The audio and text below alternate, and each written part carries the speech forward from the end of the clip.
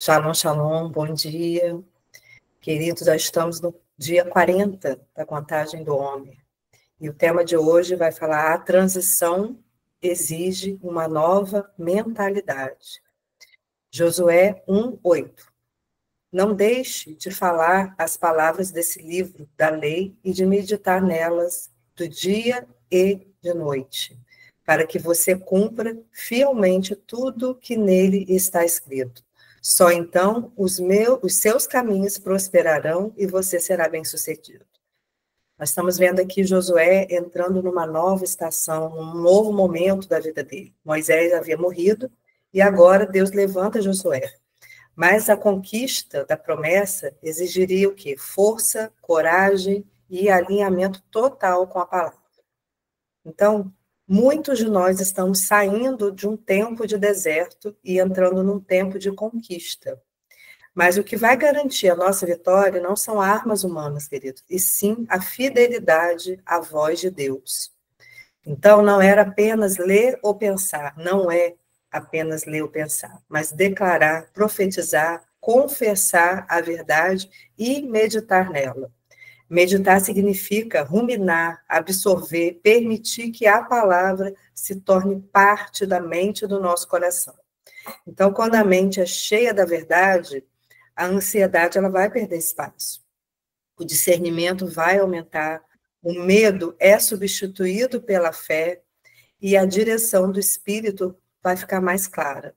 Então, o inimigo, queridos, ele não teme quem cita versículos, mas ele teme quem vive a palavra. Primeira chave de hoje: conhecimento sem prática não gera autoridade. Mateus 4:6. Se você é filho de Deus, jogue daqui para baixo.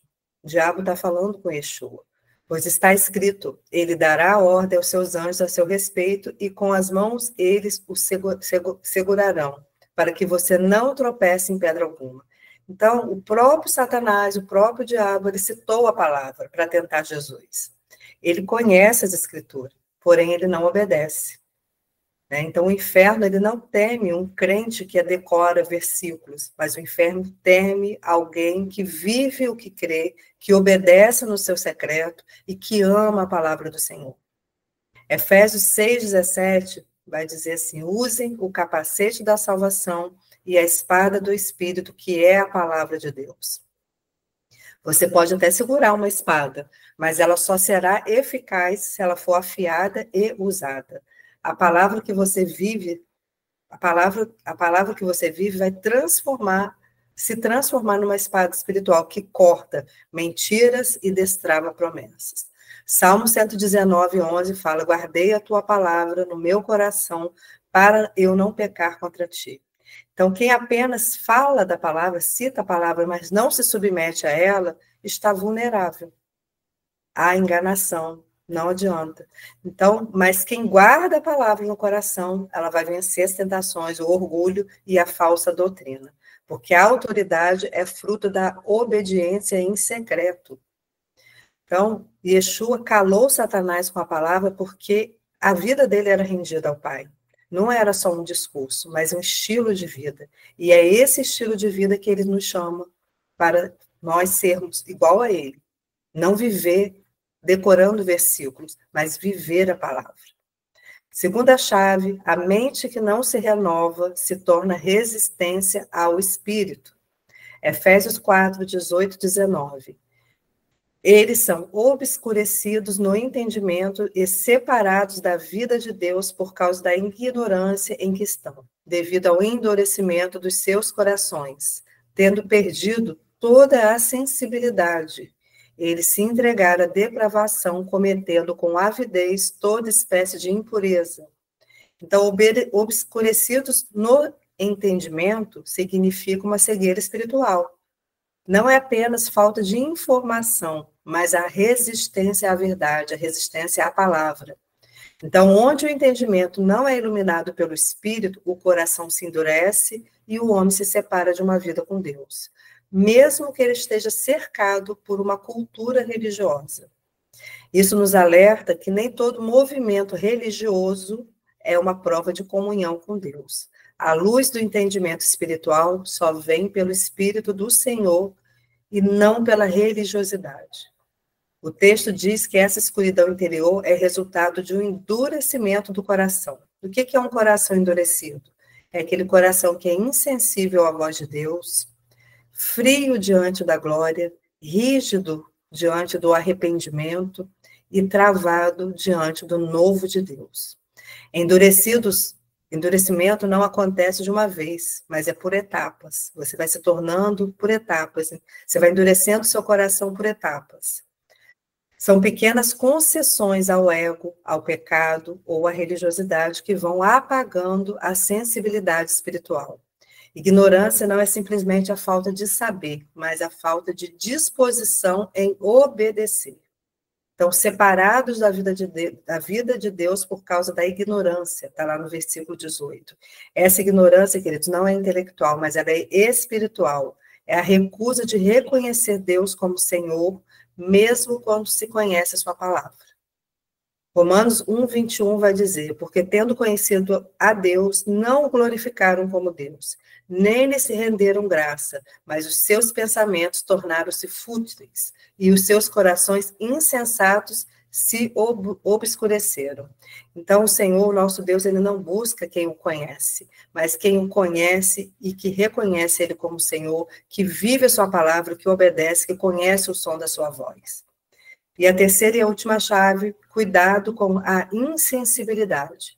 Efésios 4:19, tendo perdido a sensibilidade, eles se entregaram à depravação, cometendo com avidez toda espécie de impureza.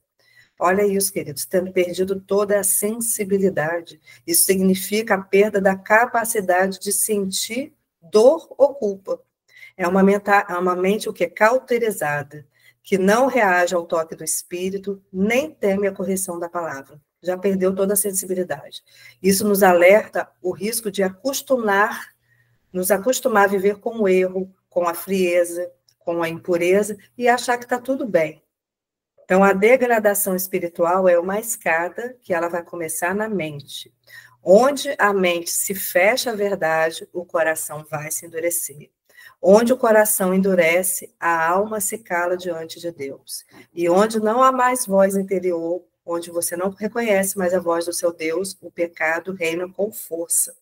E é por isso que há uma guerra espiritual, que começa onde? Na mente, no nosso entendimento. O inimigo, preste atenção nisso, ele não precisa de possessão, ele não precisa possuir seu corpo. Basta apenas ele agir com persuasão mental. E eu coloquei aqui o significado do que é persuasão mental.